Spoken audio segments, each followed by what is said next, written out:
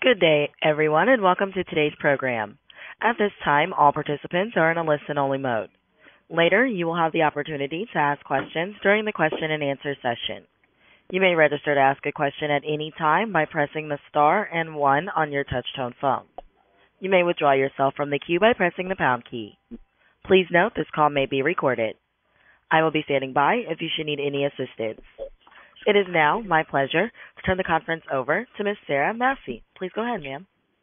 Hi, thank you all for joining us this morning. I'm Sarah Massey, and I work with the NAACP Legal Defense and Educational Fund. Today, it's an honor to discuss that we're working with Baltimore residents and civic groups to file a Title VI complaint with the United States Department of Transportation over Maryland's discriminatory decision to strip Baltimore of transportation funding. Right now, I would like to hand this over to Sherilyn Eiffel. She is the President and Director Counsel of the NAACP Legal Defense and Educational Fund. Thank you, Sarah. Good morning, everyone, and thank you for joining us. This summer, legions of members of the press and media, civic leaders from around the country, and in fact the entire nation, was engaged in looking closely at Baltimore City. They wanted to understand what was the reason for the unrest that we saw on television after the death of Freddie Gray. And in countless news stories and programs, conversations emerged about the state of residents of Baltimore City and the issues faced by residents of Baltimore City. But just a few months after the unrest in the Freddie Gray case, the governor of Baltimore made a unilateral decision to cancel a project that had been in the works for 15 years in Baltimore City and that was viewed by many as a vital part of the effort to provide economic opportunity to African Americans in Baltimore living along the east-west corridor of the city. That was the cancellation of the Red Line. And after the Red Line was canceled, there were no protests in the street. There was very little media attention outside of Baltimore media, and there was very little effort to connect the decision of the governor with what we had seen several months earlier. The complaint we filed today, a civil rights complaint filed with the Office of Civil Rights of the Department of Transportation, asks that office to investigate the decision of the governor to cancel the Red Line, and specifically asks the agency to investigate the disparate impact of that decision on African American residents in Baltimore City. It's our contention that to truly understand issues of justice and civil rights and opportunity in Baltimore, one has to look past the issues that attract the nation's attention when a conflagration emerges. And instead, we have to begin to look at issues of economic equity, inequity, and injustice in the city. Those of us who have lived in Baltimore City understand that the issue of mobility is a vitally important one to opportunity and access in the city. Unlike many major American cities, Baltimore lacks a truly world-class public transportation system, and particularly lacks a public transportation system going east to west, which are the neighborhoods where African Americans predominantly live. And that lack of mobility holds people into the areas where they live, whether it's Sandtown, Winchester, where Freddie Gray lives, or whether it's communities on the east side. It keeps residents from being able to have easy access to jobs that are located on the outer edges of the city, and even those jobs that are located in the city, like at Johns Hopkins, that are inaccessible readily on public transportation by those who live on the west side of Baltimore. These issues of lack of mobility, of long commuter times because of long bus routes through the city, have critical implications for families in Baltimore. Many of you who emerge early in the morning stand at bus stops and see women in their nursing smocks headed to Johns Hopkins, leaving their homes in the dark on the west side so that they can make it to the east side on time. This means leaving their children to make it to school alone or to be at home alone. these long commuter times undermine the ability of families to be able to work together and weaken communities where those families live. We regard this issue as a critical civil rights issue. We regard the issue of mobility and access to jobs and housing as critically important civil rights issues for African Americans in Baltimore City. And we regard the cancellation of the red line as a critically important moment that must be addressed and must be engaged. As much attention as we give to the trial of the officers who are charged with killing Freddie Gray, we should give to a decision that implicates 10,000 construction jobs and billions of dollars of infrastructure investment in Baltimore that were eliminated in a single day by a single decision made by a single person. We hope that this complaint will engage the federal agency in looking closely into the implications of this decision and will bring attention and hopefully resources to Baltimore City's African American residents in the form of infrastructure investments and transportation investments that will benefit Baltimore families and communities. Thank you. Thank you, Sherilyn. It's now my pleasure to introduce Reverend Rob Walker. Reverend Walker is speaking on behalf of an organization called Bridge, the Baltimore Regional Initiative Developing Genuine Equality, Inc. Thank you, Sarah, and good morning to everyone. As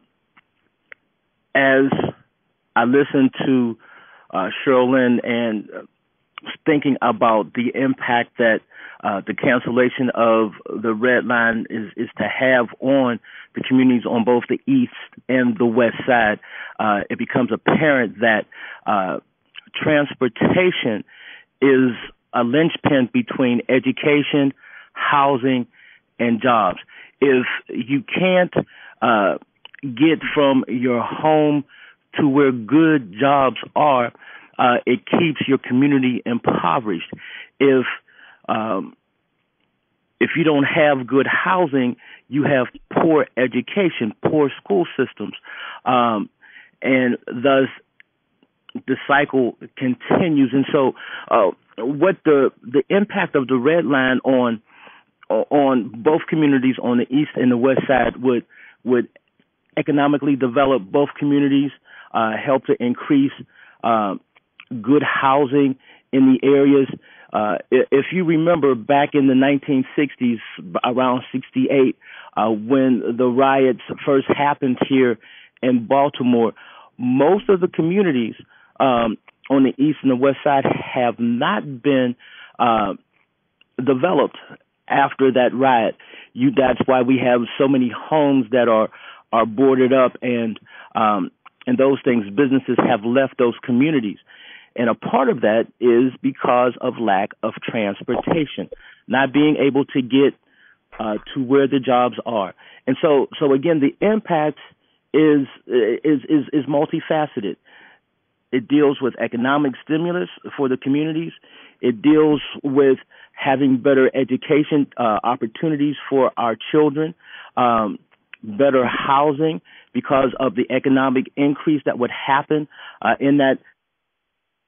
So that the training, having better jobs. One of the things the Bridge fought for in this was 0.5% of federal monies going towards training for the persons in the communities that lived along the red line. And monies were set aside federally for that. And so we've lost those monies because Governor Hogan has decided to, in one decision, to want to reallocate the monies to other projects that he thought were better served, which leaves Baltimore still in the desert and sitting by itself, not being able to really flourish the way a powerful city should. Thank you. Great. Thank you so much. Next up, we have Tessa Hill Aston, and she's representing the Baltimore City Chapter of the NAACP. Good morning to all. One of the things here in Baltimore is that we do have lack of transportation from the city to the counties and where the industrial areas are. Employment is out in the suburbs and not in the city where a lot of factory jobs are. And the connection to the employment is one of the things that our citizens in Baltimore, especially people who are making minimum wage, they cannot get to it. We have lots of people complaining right now that they cannot even get to the airport for some jobs, and they have to quit them because they don't have the right connection at the right time. And some of the transportation that is scheduled for some of those rural areas, they do not run past 9 or 10 o'clock at night. So therefore, people cannot get to the jobs, so they can't take the jobs. The other thing is that there's some companies that offer transportation, but that's only one out of maybe every 25 or 50. So one of the things that everybody needs is a way to get to work and to get there fast, but they don't have to have downtime between those hours and spend 10 hours a day or 12 hours a day instead of trying to just get to work for 8 hours and they get home to their children in the evening. So having good transportation would help those people with those minimum wage jobs to get to the work that they so desperately need. Thank you. And now we're going to round out with Ajmal Qureshi. He works as assistant counsel at the NAACP Legal Education and Defense Fund. Good morning, everyone. As many people have said already, this case is about the red line, but it's also about so much more than just the cancellation of the red line. It's about the history of discrimination in the state of Maryland against the residents of Baltimore when it comes to transportation and housing. It's about the 50 years of consideration that went into a better transportation system for the city of Baltimore. And so this decision doesn't rest by itself. It goes in line with a larger context of a history of discrimination against the residents of Baltimore, and I think that's important to remember. And I think the second point that's also very important to remember is where the money went when the red line was canceled. It didn't go to other improvements in the city of Baltimore, but rather went to road projects in other parts of the state, none of which are in the city of Baltimore. And so not only did the city of Baltimore and its African-American residents lose the red line, it also lost all of the funding, nearly $1 billion in funding that would have gone to infrastructure in Baltimore, as Sherilyn said, which is now being directed to primarily rural and suburban parts of the state. In fact, as we all well know and was published in the Baltimore Sun, a map from the governor's office, which came out on the same day, left the entire city of Baltimore off the map as if it was part of the Chesapeake. So I think I really want to emphasize the history of discrimination that this lines up with, as well as the fact of where all of the money is going. It's going to these road projects, none of which are in the city of Baltimore. Thank you, Ajmal. Again, this is Sarah Massey, and I do media relations with the Legal Defense Fund. I want to make sure that everyone has my cell phone number, which is 646-887-5058, 646-887-5058. Please do call me with questions. We are now preparing we're uploading right now the final complaint, a press release, and background materials, and I'll be able to send that out right after this call. So we are now ready for questions from the media who are on the line. Certainly, at this time, if you would like to ask a question, you may press star and 1 on your touch-tone phone. Again, that's star and 1 on your touch-tone phone. If you find that your question has already been answered, you may remove yourself from the queue by pressing the pound key. And we'll pause here a brief moment to allow questions to queue.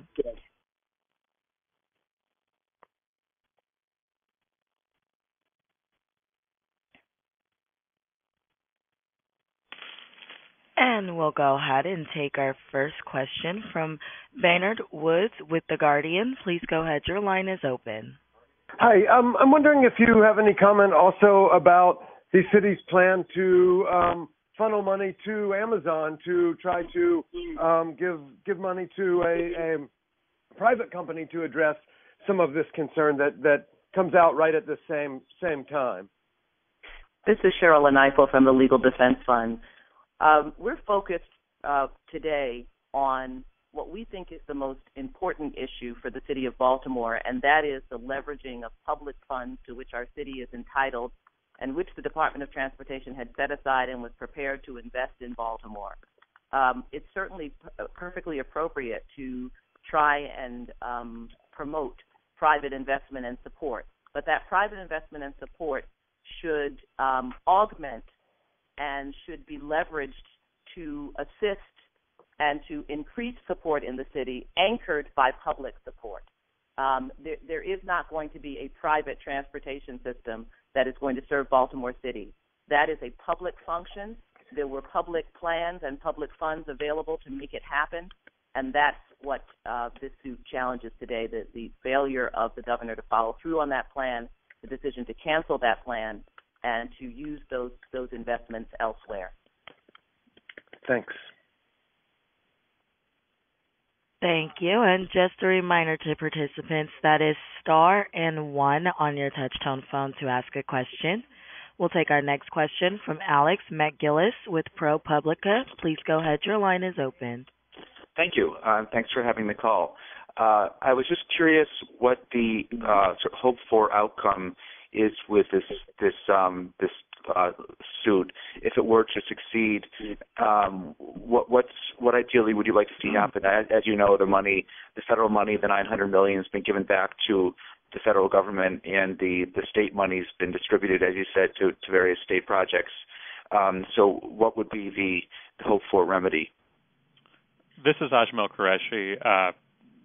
As you well know, there was $1.235 billion in state funding above and beyond the $900 million that would have come from the federal government, as well as local funds that would have gone towards the red line. Of that, we're confident, based on what's been said so far, that somewhere in the realm of between $700 and $800 million has been devoted to the governor's Highway, Bridges, and Roads initiative. Most of that money hasn't been spent yet. In fact, some of the projects aren't set to start until 2018. So, at a minimum, most of that money could be reinvested in the city of Baltimore, where it belongs. Is the hope that you could actually get the Red Line project somehow reinvigorated, or is that at this point, we're past that and it's just a matter of trying to get some money for other things in Baltimore?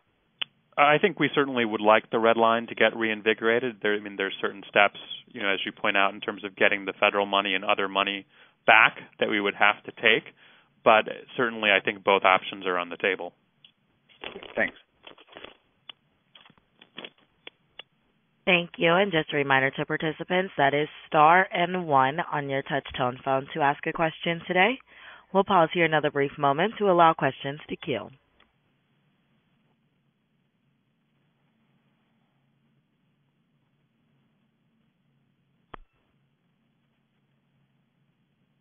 And speakers, it does appear we have no further questions at this time. I will now, actually we do have another question that just popped in here.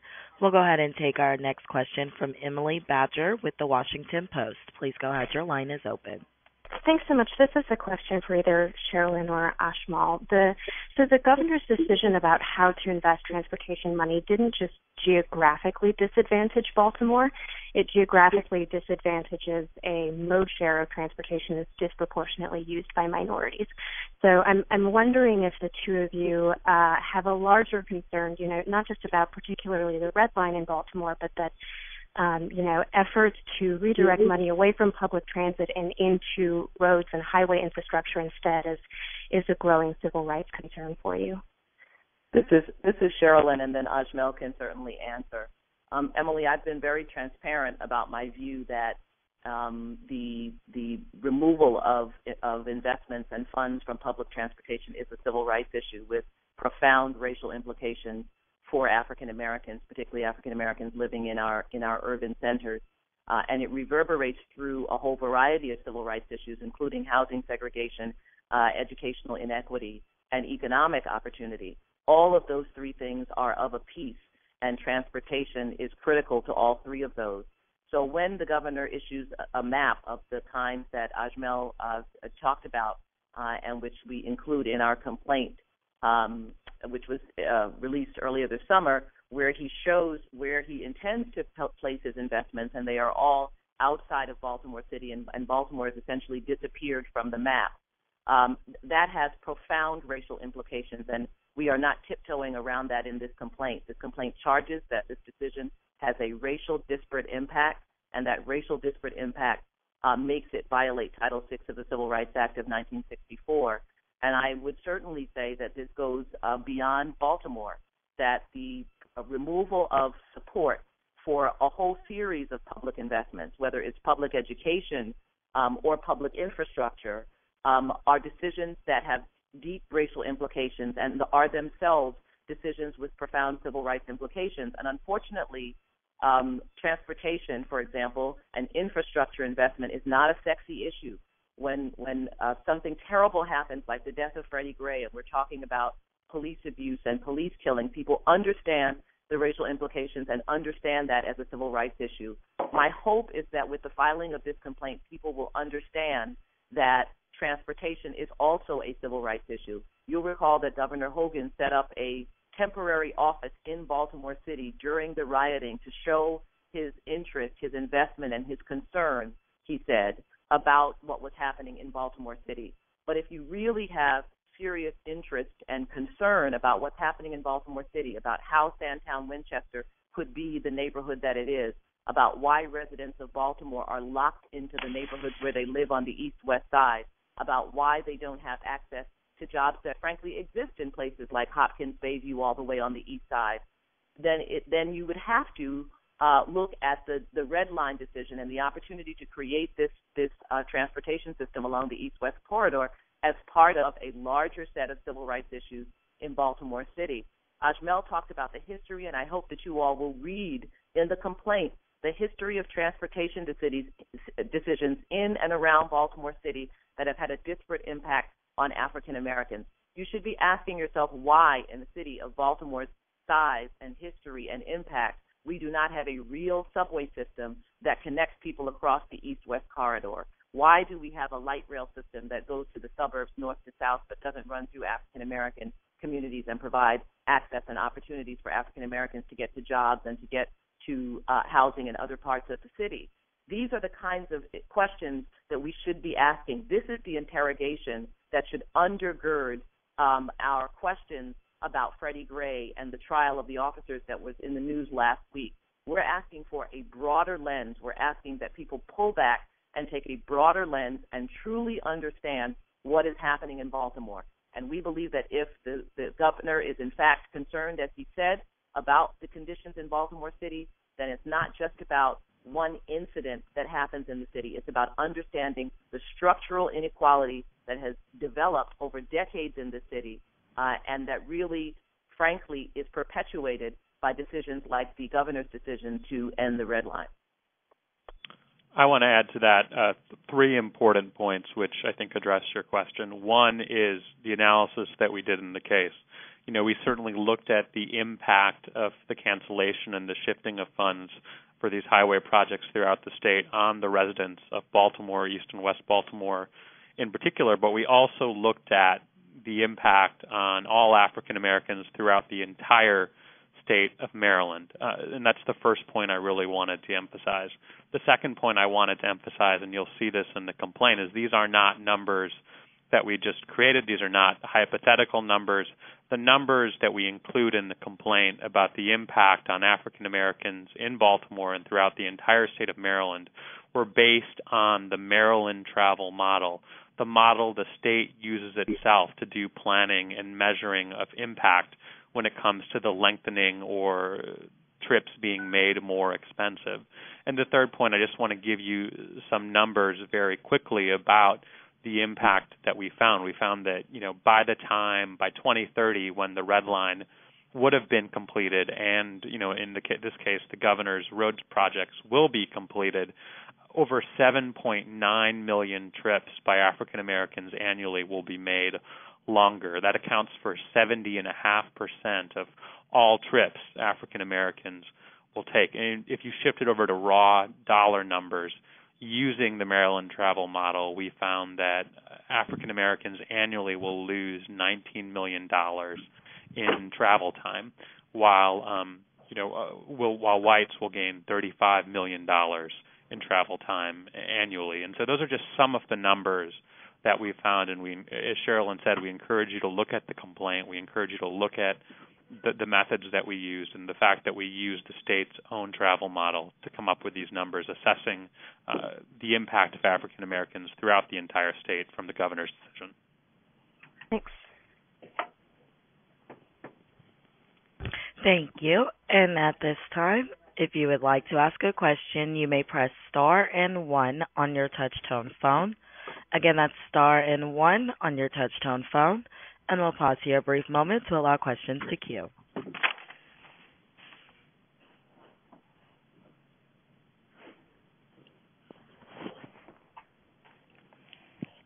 And speakers, it does appear we have no further questions at this time. I will now hand it back over to you for any additional or closing remarks. This is Sherilyn Eiffel. We've worked incredibly hard over the last few months on preparing this complaint, as Ajmel said, on studying the effect of this decision. And it was important for us to keep our focus on this, even as we engaged in other issues that are of equal importance in Baltimore, surrounding the death of Freddie Gray and other matters happening in the city. But we thought it was important to continue focusing our attention on this for all of the reasons that we've just described. Transportation infrastructure decisions are decisions that affect not only the condition of Baltimore today, but affect what Baltimore will look like 20 years from now and 30 years from now. When you read our complaint and you read the decisions that were made that ensured that Baltimore did not have a vitalized rapid transit system, decisions that were made 20, 30, 40 years ago, you recognize the implications of these decisions for decades to come. And so we regard this as a critical moment when we ought to be paying attention to the kinds of decision-making that will affect the future of Baltimore, as well as the conditions in which Baltimore exists at this moment. There are families all over the city of Baltimore who are struggling, who want and dream for their children. They want to be employed. They want to have access to jobs. They want to have mobility outside their communities. They want to live in communities of opportunity and not communities of deep economic distress. And yet they are prevented from doing so by a set of decisions and by a set of structural inequities that hold them in place. We believe that the cancellation of the red line is precisely one of those decisions, is precisely one of those structural inequities. And we hope that this complaint and that the Department of Transportation's attention to this complaint will help us understand the kinds of issues that hold in place people struggling, working, people in Baltimore City and in other cities. And we hope, as Ajmel said, we have every intention of seeking to have a reversal of this decision and creating true transportation mobility within Baltimore City for those who need it the most. I'm very grateful to the Baltimore NAACP, to Bridge, and to all of the complainants in this case for their courage, their vision, and their determination to pursue structural equality in Baltimore for the citizens who need it the most. Thanks very much.